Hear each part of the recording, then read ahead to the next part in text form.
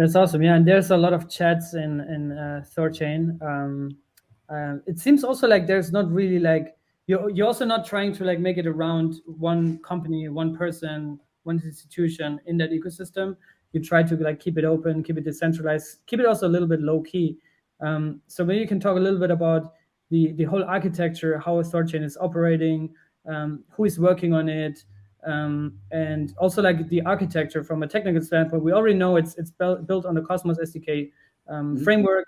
It implements Tendermint, as of my understanding, on a consensus layer. So maybe you can walk us through a little bit more on a conceptual design architecture standpoint and the team architecture and all these things. Yeah, so how it like fundamentally works, to explain it as simply as I can, is that you have all these validators of this Cosmos chain that is, THORCHAIN, and each one of these validators has a full node of Bitcoin and a full of Ethereum and a full of Binance chain and Doge and AVAX and Gaia and whatever else, right? And so all these validators are watching these chains and looking at specific addresses that are owned by the network itself, right? And looking for inbound transactions or outbound transactions. And so when we call it daemons called Bifrost. And then when Bifrost observes that, Mogarchy sent in one BTC into the THORCHAIN network, and he's requesting, to swap that to Ethereum or, Atom on the Gaia chain or whatever, the network then, once 2/3 majority of those validators all align and say, we all see the same thing, we see this one Bitcoin transaction, he's asking to go to, Atom, blah, blah, blah. Then it just executes a business swap logic and then sends, Atom token to Mogarchy. And these are layer one real assets. These are not wrap tokens. We don't do any wrap that stuff. We really feel strongly that wrap assets are inherently problematic and economically insolvent. And so I feel like layer one is like the best way to go. The least amount of risk, the best kind of asset that you really actually want to hold, right? Nobody actually wants to hold a wrap asset. They want to hold the layer one real one. And so that's how we interact with the space. And so we just observe external chains, make a consensus, do a swap, send out some other asset and some other chain. Okay, so basically, instead of focusing on bridges, which is what most ecosystems do in crypto right now, that have a lot of friction, and we see that like every other week there's a $100 million hack here and a $500 million dollar hack there.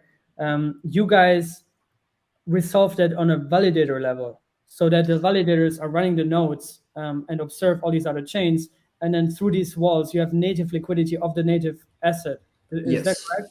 So there's a little bit of a difference there, because like those things, like Wormhole, for example, these are like what I consider to be bridges, because they're taking an asset on one chain, like let's just call it Ethereum, and they're like bridging it across, the ethos into this other chain where you have some wrapped asset or fake asset that represents the layer one in a 1-to-1 ratio.